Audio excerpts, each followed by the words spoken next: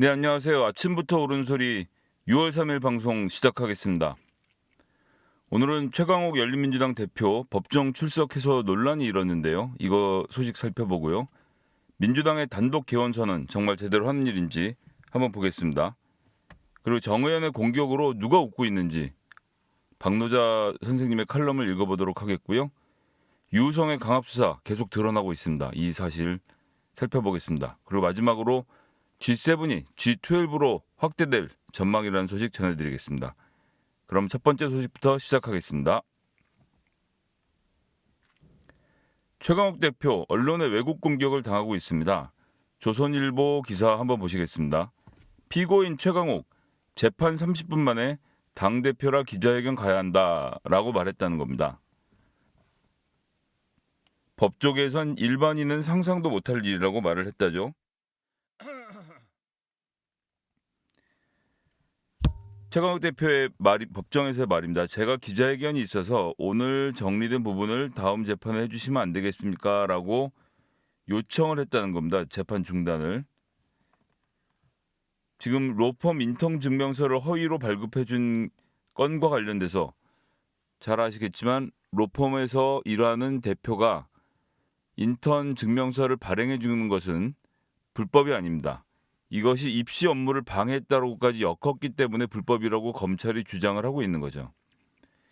이래서 현직 의원 신분으로 재판정에 드디어 쓴 겁니다. 처음에 이제 재판을 하면 서류 증거 조사를 하게 되는데요. 이거는 뭐 사실은 길게 걸리는 일이 아니라서 조금 전에 말씀드린 대로 정리된 부분을 다음 재판에서 해주면 안 되겠냐라고 요청을 한 거죠. 11시에 있는 일정은 열린민주당 신임 지도부 기자 간담회였습니다. 기자들을 만나서 신임 지도부가 인사를 드리고 국민들께 여러 가지 말씀드리고 기자들로부터 자유로운 질문과 대답을 받는 시간이었는데요. 이 사건 때문에 다른 일정을 비웠다고 판사가 난색을 표했고 당대표 행사라서 공식 행사에 빠질 수 없다고 했지만 정판사가 형사소송법상 피고인 없이 재판하는 것 허용되지 않는다면서 그대로 재판을 진행했습니다. 근데 정말 그랬을까요? 저희는 가깝게는 전두환의 사례, 그리고 박근혜 사례 등에서 살펴볼 수 있듯이 피고가 없이 재판을 하는 경우도 많이 있었습니다.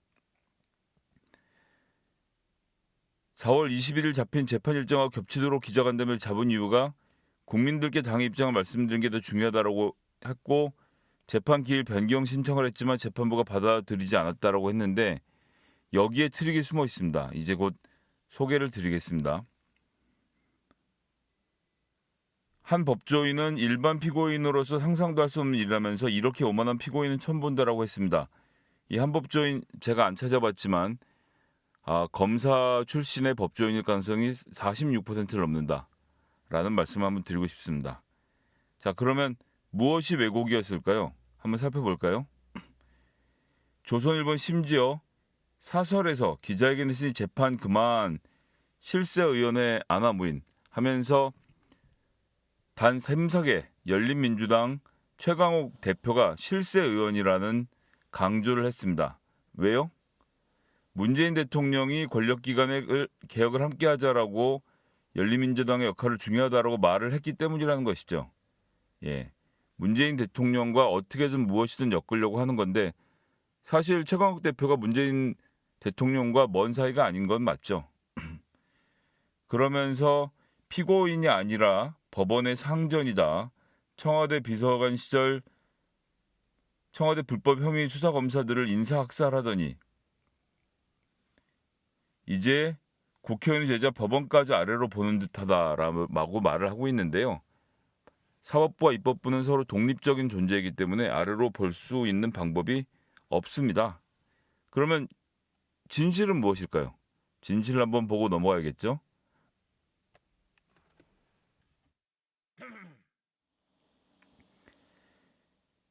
이런 보도가 있을 줄 알고 어제 이미 최강욱 대표가 이 문제에 대해서 상세하게 해명을 했습니다. 우려했던 것처럼 퇴정 시도 재판 지연 같은 악의적 프레임을 들이댄 해석 기사가 나왔다. 사실 오늘 일이 기사화될 가치가 있는 일인지도 의문이라고 이야기를 했습니다. 형사재판에서 기일 변경 신청은 피고인의 당연한 권리, 결정은 재판장의 권한, 인정을 확실히 했죠. 지난 5월 28일 공판, 직전 공판이죠. 국회 개원으로 6월 일정이 겹칠 수 있다는 점을 변호인이 재판장께 말씀을 드린 겁니다. 5월 28일 얼마 안 됐죠. 공판에서 얘기를 한 겁니다. 6월부터 국회 일정이 시작인데 지금 잡아놓으신 6월 2일 기일이 맞추기 어려울 수도 있겠습니다라고 했더니 그때 재판장께서 뭐라고 했습니까? 일정이 겹치면 그때 가서 기일 변경을 신청하라고 이야기를 한 겁니다. 아, 놀라운 사실이죠. 재판장이 일정이 겹치면 그때 가서 기일 변경을 신청하라고 얘기를 했습니다. 그래서 신청을 했어요, 변호사가. 지난주에 당지도부 간담회가 잡히고 나서 재판 기일 변경 신청을 했는데 허가가 안 된 겁니다. 허가가. 이 과정은 지난 28일 재판을 방청한 기자들이 다 지켜본 사실이죠. 어제 사실을 보도한 그 기자들이 다 본 재판이었습니다. 정당의 입장을 당대표로 말씀드리는 게 미룰 수 없는 중요한 공무라고 생각을 해서 영지 신청을 했고 기자들에게 충분히 설명을 했다는 건데 여기서 하고 싶은 건 뭐냐? 검사의 프레젠테이션을 다음 기일로 미루고 기자에게 늦지 않도록 참여할 수 있도록 양해해달라는 요청을 한 것입니다. 이런 건 재판정에서 피고들이 다 할 수 있는 거거든요. 그런데 마치 특권 의식에 쩔어서 재판을 지연하려고 한다는 기사가 어떻게 작성되었는지 이해하기가 어렵다라는 이야기를 하는 겁니다. 사실 잘 아시다시피 형사 피고인은 빨리 재판을 받고 싶어 하죠. 스스로 재판을 연기하고 지연하려고 하지 않습니다. 재판이 길어질수록 개인의 고통은 늘고 재판을 미뤄서 얻을 수 있는 이익도 전혀 없다는 겁니다. 그래서 당 지도부 간담회가 있었기 때문에 연기 요청을 했고 28일에 이미 재판장이 연기를 할 수 있다라고 이야기를 해서 연기 요청을 했는데 그게 받아들여지지 않은 이런 어떤 해프닝을 이런 식으로 침소봉대할 보도인가 정말 말이 되지 않는다고 생각하고요. 열린민주당에 보여주시는 여러 언론들의 지나친 관심 감사하지만 사양하겠습니다. 꼭 좀 사실대로 보도를 해주실 것을 부탁드리겠습니다.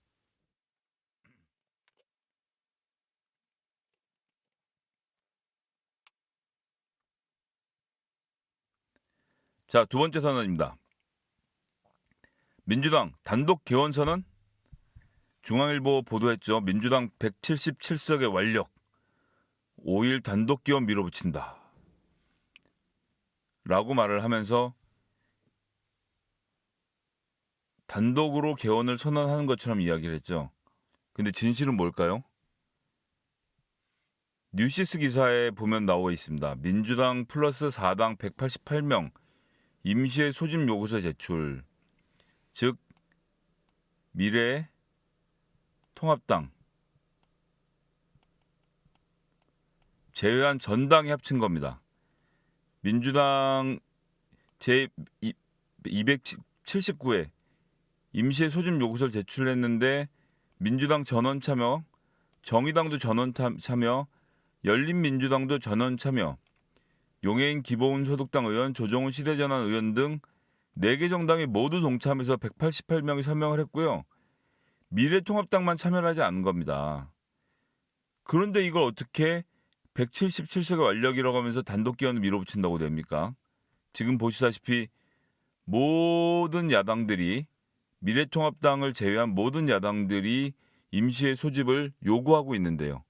이러면 기사는 177석의 완력이 아니라 제1야당의 목리로 나갔어야죠. 정말 이상한 기사 제목입니다.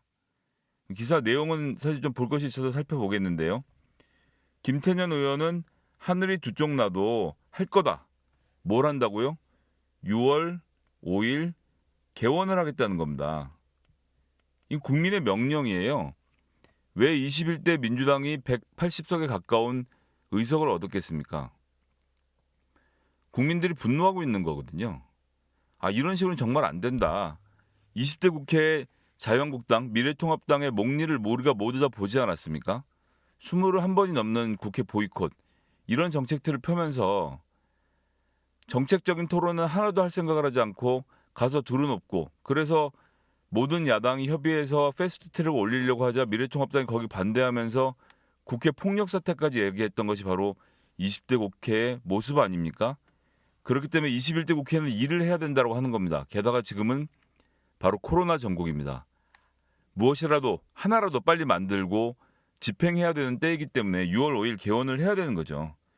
코로나 때문에 빨리빨리 일하라고 지금 요구하고 있는 것이 바로 언론이고 국민이지 않습니까? 그런데 단독 개원을 밀어붙이는 것처럼 말을 하는 이유는 저희가 알 수가 없습니다. 6월 5일 개원 일정에 맞춰서 진행하려고 하는데 미래통합당이 왜 목리를 부리냐라는 것을 물었어야죠. 5일날 진도 나간다고 김태년 원내대표가 선언했고요. 이렇게 되면 5일에 박병석 국회의장과 김상희 국회 부의장을 선출하는 일을 할 것으로 저희가 짐작해 볼 수 있습니다. 이해찬 대표의 기자간담회, 연례 기자간담회에서도 같은 이야기가 나왔는데요. 개원과 상임위 선출 일자는 국회법에 정해져 있는 것으로 협상의 대상이 아니다 해서 6월 5일 개원하고 6월 8일 상임위원장 뽑겠다는 선언을 한 겁니다. 왜요? 코로나19 국난 극복과 개혁 입법 과제를 하기 위해서는 정치 일성상 내년 하반기와 후년 상반기 대선과 지방 선거에 집중해야 되니까 성과를 낼 거는 올해 하반기와 내년 상반기밖에 없다는 거죠. 올해 하반기와 내년 상반기에 걸쳐서 그 1년의 기간 동안 국회가 성과를 내지 않으면 국민들로부터 거대한 비판에 직면을 할 것이거든요. 180석에 달하는 거대 야당은 지금 일을 해야 되는 거고, 그 일을 방해하는 세력은 그 세력이 정치적 책임을 져야 하는 일이 아닌가 싶습니다. 그래서 민주당은 아주 단호하게 임할 것이다라고 이야기를 한 거죠. 상임위원장 자리가 협상의 자리라고 쓰는데 원래 협상의 대상이 아닙니다. 말씀드렸던 대로 국회법상 선출하도록 되어 있는 거죠. 게다가 180석을 준 이상 11대 7이 아니라 18대 0으로도 할 수 있는 겁니다. 하지만 민주당은 끝까지 협상에 임할 것이고요. 예결이나 법사위 등 중요 상임위를 가져오는 문제가 지금 남아 있는데, 사실 11대 7로 하고 법사위나 예결위 중에서 결정한 대로 갖고 올 수 있습니다. 만약 도저히 끝까지 합의가 되지 않으면 법사위 같은 경우는 국회에서 본회의장에서 투표를 통해서 선발하는 방법도 저는 고려해 볼 수 있다고 봅니다.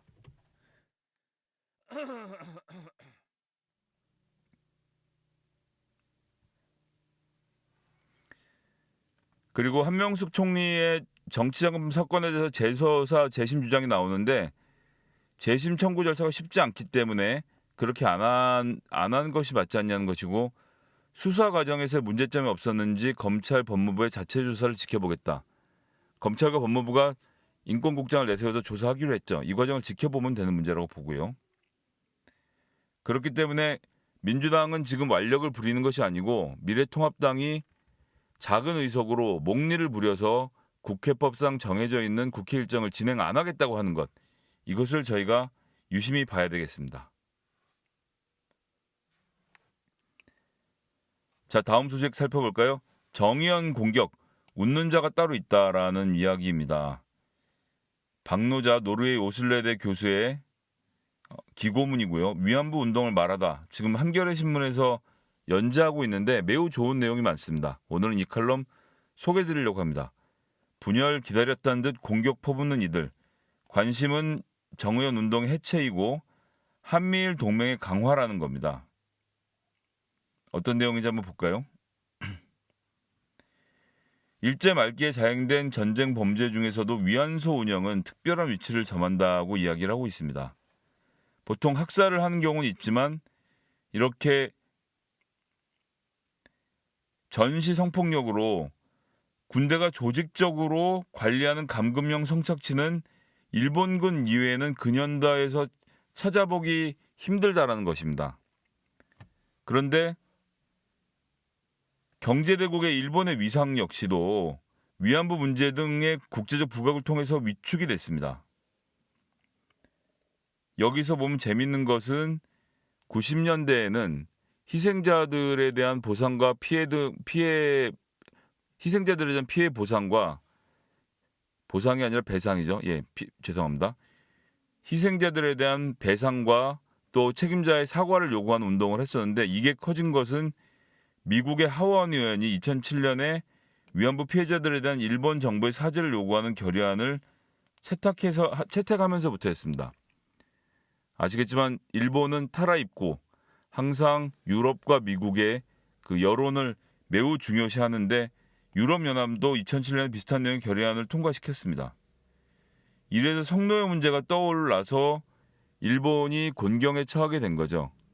이 120일 결의안, 하우스 레졸루션 121, 저도 한 숟갈 보탰었는데요. 2007년 당시에 미국에서 미국 시민들을 상대로 서명 운동을 하고 각 연방 하원 의원 사무실 찾아가서 그 연방 하원 의원들, 스태프들을 설득하고 서명에 동참하도록 해서 캘리포니아는 거의 전원이 참여하는 성과를 내기도 했습니다. 그것이 결국은 연방 하원 의원의 만장일치로 결의안 통과를 하는 결과를 만들었는데 이 결과가 바로 일본 정부를 곤혹스럽게 했다는 것입니다.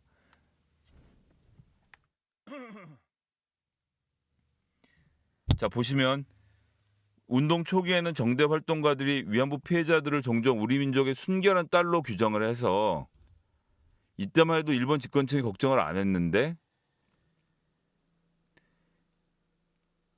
한국 운동가들의 담론이 업그레이드 됐죠. 보편적 여성의 인권에 초점을 맞춰서 했던 거죠. 모든 일본군 피해자와의 국제적 연대를 모색을 했습니다. 더 나아가서는 베트남에서의 한국군 성폭력 문제를 이슈를 다뤘고 그래서 이게 한국 민족주의가 아니라 보편적 인권적 문제로 제기를 했고 이 문제에 대해서 일본이 대응책을 갖고 있지 않았던 거죠. 세계 각처의 소녀상 건립을 반대를 했습니다. 2013년에 글렌데일에 소녀상을 세우기 위해서 2011년부터 제가 있던 가주 포럼에서 제가 사무국장을 맡고 있었는데요.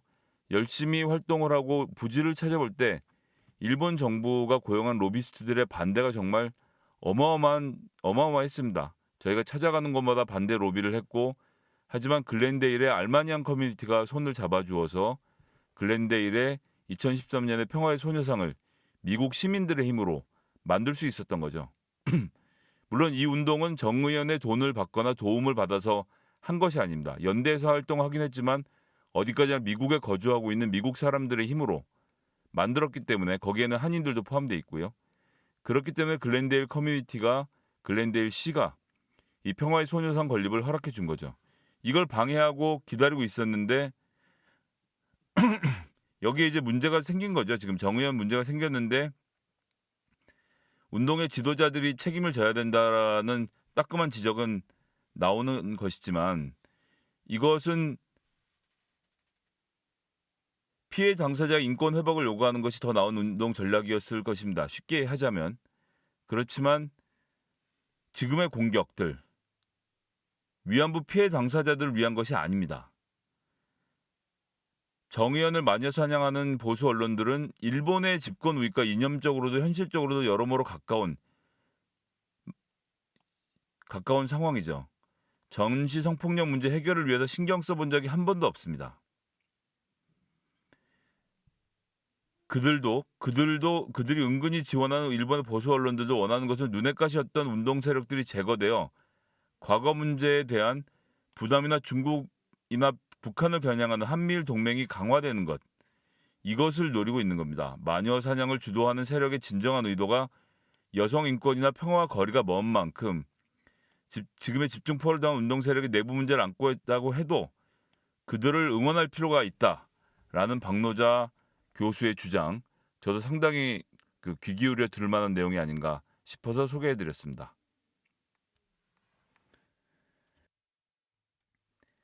네, 다음 소식은 유우성 사건 드러나는 권력기관의 행패인데요.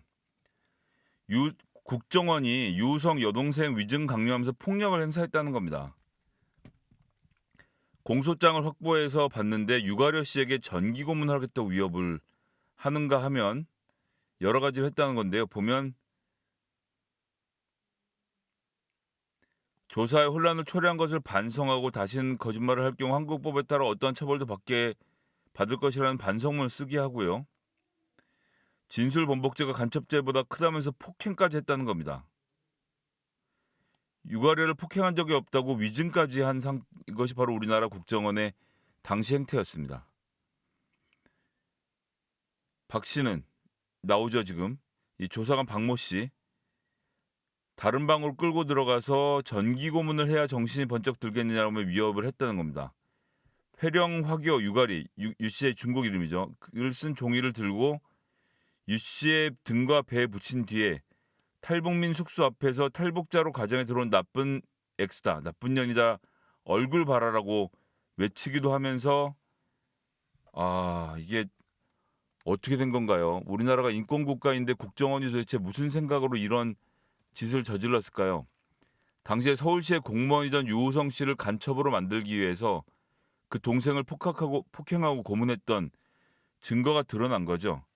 이런 일이 2012년에 일어났다는 게 정말 저는 믿겨지지가 않습니다.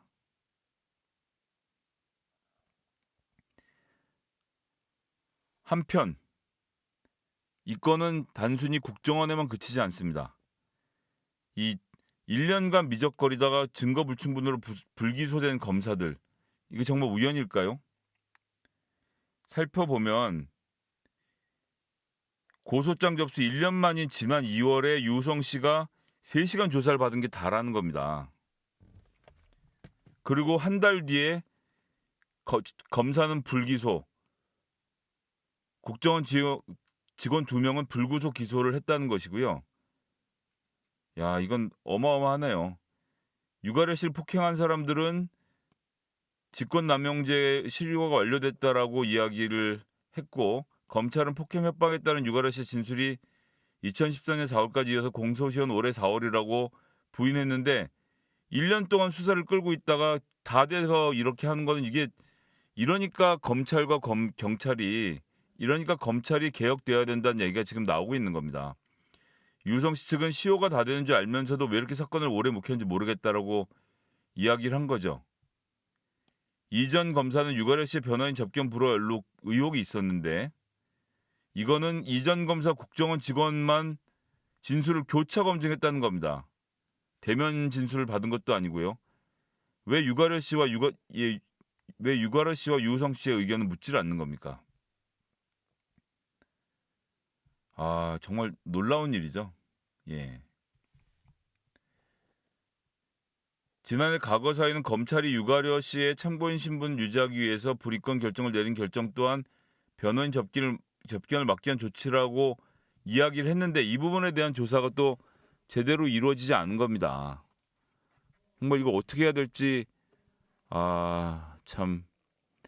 이전 검사의 진술을 뒷받침한 유 씨는 전 국정원 직원으로부터 GPS 은폐 혐의로 유성 씨로부터 지난해 고소가 된 상태고요. 유성 노트북에서 발견된 자료가 수사에 활용되고 증거로 제출된 바 없다라고 또 이야기를 이렇게 태연하게 하고 있는 것이죠. 그러면서 검찰은 결국 형사처벌에 이를 만한 증거 내진 고의를 인정받은 증거가 없어서 불기소했다라고 하면서 제 식구를 감싼 겁니다. 이러면서 윤미향 사건에 대해서는 검찰총장이 직접 수사 지시를 하고 정작 해야 될 거는 이렇게 넘어가고 있는 것이 바로 대한민국 검찰의 내로남불 현장입니다. 이 사건은 유성 증거 조작 사건이 아니죠. 유성 씨가 무슨 증거를 조작을 했습니까? 바로 뉴스타파가 보도한 대로 이시원 검사와 이문성 검사, 국정원의 증거 조작 및 묵인 의혹 사건이라고 저는 불러야 한다고 생각을 합니다. 자, 당시에 검찰 과거사위원회가 대검찰청 진상조사단으로 받은 유성 증거 조작 사건 조사 결과를 심의한 결과를 한번 보겠습니다. 유성 및 유가려에 대한 검찰총장의 진정성 있는 사과를 요구를 했습니다. 내용을 한번 보죠. 이 사건의 수사와 공판에 관여한 검사들은 유가려와 변호인과의 접견을 차단하는 목적으로 국정원 수사팀과 협의하여 의도적으로 유가려를 불이권하는 결정을 했고 국정원 조사 과정에 생성된 진술 및 국정원이 입수한 증거들의 진정성과 신빙성을 의심할 만한 많은 요인이 존재하고 이를 인식할 수 있었던 위치에서 있었음에도 검증을 제대로 하지 않거나 일부 증거는 허위임을 인식하였을 가능성이 있던 것으로 보였다는 겁니다. 결국 이 사건 수사 공판 검사는 검사로서의 인권보장 의무, 객관 의무를 방기함으로써 국정원의 인권 침해 행위와 증거 조작을 방치하고 국정원에 계속적으로 증거 조작을 시도할 수 있는 기회를 제공하였다 할 것이고, 이 사건 검사들의 진상수사팀의 수사는 검사의 과거와 책임을 규명하기에 미진한 부분이 있었다는 겁니다. 감싸고 돌고 이렇게 돌고 저렇게 돌고 검찰이 지금까지 해왔던 행태죠. 더욱이 이 사건 증거 조작 가담자들이 기소된 직후인 2014년 5월 9일 검찰이 2010년 3월경 이미 기소유예 처분하였던 외국환 거래법 위반 등 혐의로 유우성을 추가와 기소한 것은 공소권을 남용한 사실상 피해자에 대한 보복성 기소라고 할 거라는 것입니다. 이와 같이 잘못된 검찰권 행사에 대해서 억울하게 간첩에 누명을 쓰고 장시간 고통을 겪은 이 사건의 피해자에게 검찰총장, 누굽니까? 검찰총장 윤 총장에게 진정성 있는 사과를 요구했지만 검찰은 어떻게 화답했습니까? 작년에 이런 과거사위원회 요구에 대해서 증거불충분으로 불기소하고 사과하지 않았죠. 검찰개혁이 너무 필요하다고, 공수처가 필요하다라고 검찰이 아우성을 부리고 있는 현장을 한번 살펴보셨습니다. 자, 다음 소식입니다. G12 대한민국이 참여한다는 좋은 소식 들려왔습니다. G7을 확대하겠다는 것이고, 이것은 항구적으로 하려는 결정이 나오고 있는 겁니다. 그래서 이것이 이제 G12나 11 브라질이 끼는 여부에 따라 달려져 있는데요. 이렇게 포함해서 내년부터 한다는 것이고요. 이 G7은 근데 사실 중국이 들어있지 않아서 미중 사회 균형 잡기가 고민이다라는 경향신문의 기사는 사실 할 만한 얘기였죠. 근데 이제 재미있는 기사 하나 보여드리겠습니다. 동아일보 G12 체제 내년 출범 가능성 있다. 한국 참여 중반발이 최대 변수라고 이야기하면서 뭐 할 수 있는 얘기를 하고 있습니다. 그래서 우리 차두현 아산정책연구원 수석연구원이 말을 하지만 우리는 절대 다수 국가의 바람이라고 믿고 있고 특정 국가를 포위한다는 식의 접근은 바람직하지 않은 주장이라고 사전에 말을 할 필요가 있다. 즉 중국을 너무 압박하는 정책은 아니어야 한다라고 G12를 가입하면서 이야기를 해서 중국과의 관계를 잘 모색해야 한다고 하는 거죠. 근데 기사의 말미에 정말 웃깁니다. G7의 유일한 아시아 국가인 일본 역시 한국의 참여를 탐탁하지 않아 하는 분위기다. 지들이 불쾌하면 어쩔 건데 이 얘기가 이렇게 길게 나와야 되고 이렇게 부정적으로 이렇게 긴 문단을 통해서 써야 되는 얘기입니까? 한국이 참여하면 일본의 입지가 축소대로 이어지기 때문에 문제라는 것이고, 그래서 요미우리 신문도 한국 등이 참여하면 아시아 유일의 G7 정상회의 참가국 일본의 존재감이 떨어질 것이다라고 외무성 간부의 발언을 소개했다는 것으로 기사가 마무리가 됩니다. G12가 출범하는 것은 우리에게 좋은 일이고 중국과의 관계를 잘 해결하라는 것은 언론이 할 수 있는 주문이지만 일본이 불쾌해한다는 얘기를 이렇게 길게 싣는 이유가 뭡니까? 일본이 불쾌하면 안 되는 건가요? 저는 이런 식의 동아일보의 보도 좀 문제가 있다고 생각을 합니다. 그렇기 때문에 우리가 눈을 부릅뜨고 이런 기사들에 담겨있는 함의를 꼭 함께 같이 살펴봐야 하는 것이죠. 자, 이것으로 오늘 아침부터 옳은 소리 6월 3일 방송을 모두 마치도록 하겠습니다. 지금까지 들어주신 모든 분들께 감사드립니다. 내일 또 찾아뵙겠습니다.